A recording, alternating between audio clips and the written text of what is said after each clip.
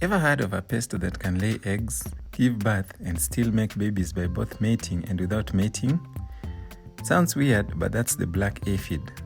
The pest reproduces so fast that if left uncontrolled, its population explosion can decimate entire gardens within a very short time. In this video, I'll show you how to identify and successfully get rid of black aphids in your garden using organic and biological methods. Coming up, what are black aphids? As you can see here, black aphids are small soft-bodied insects that attack plants and suck sap out of them. They are small in size, just about 1.8 to 2.4 millimeters long, although males are typically smaller. Black aphids go by various names, so don't be confused when you hear other names including black bean aphids, black cherry aphids, black citrus aphids, black fly aphids, among other names. They love plants with soft stems including beans, tomatoes, viburnum, sugar beets, carrots, celery, hibiscus, and cherry trees. According to Science Direct, the pest is native to Europe and Asia, but has now spread almost all over the world. Infested plants will show leaf and stem damage, sooty mold, and stunted growth. Worse still, aphids are known to spread plant viruses. For example, in celery plantations, black aphids are known to transmit viral diseases such as western celery mosaic, cucumber mosaic, and yellow spot. But it is their reproduction and life cycle that's even more interesting. The black bean aphid has a seasonal life cycle that involves multiple host plants and both sexual and asexual reproduction. The cycle begins in the spring, where overwintering eggs hatch on woody shrubs into wingless females. These then reproduce so fast even without mating, generating clones of themselves.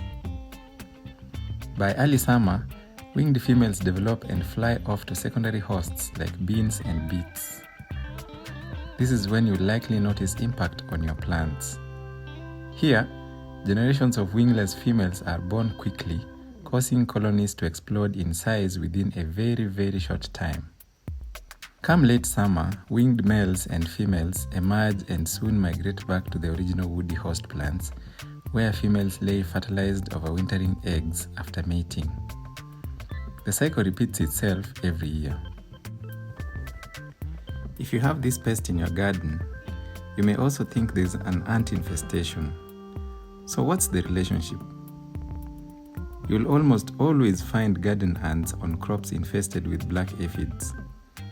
You'll imagine that ants eat aphids, but no, that's not the case.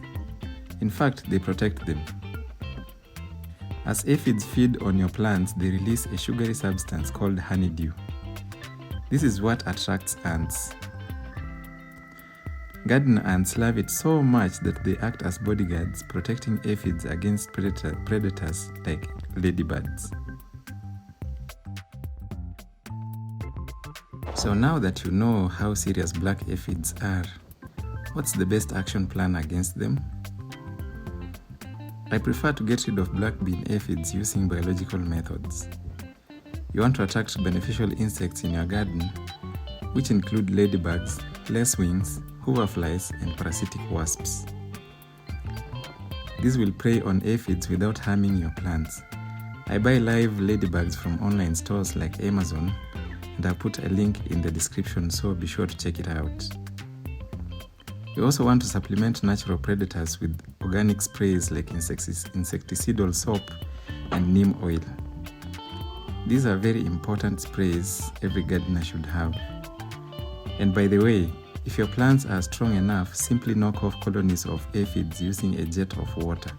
It works great for minor infestations. Another solution is diatomaceous earth. I like it because it is an untoxic option that cuts through the waxy coating of aphids and many other plant pests, killing them within a short time. For heavy infestations in large farms, we recommend pesticides. Start with organic options like pyrethrins and reserve systemic pesticides as a last resort only.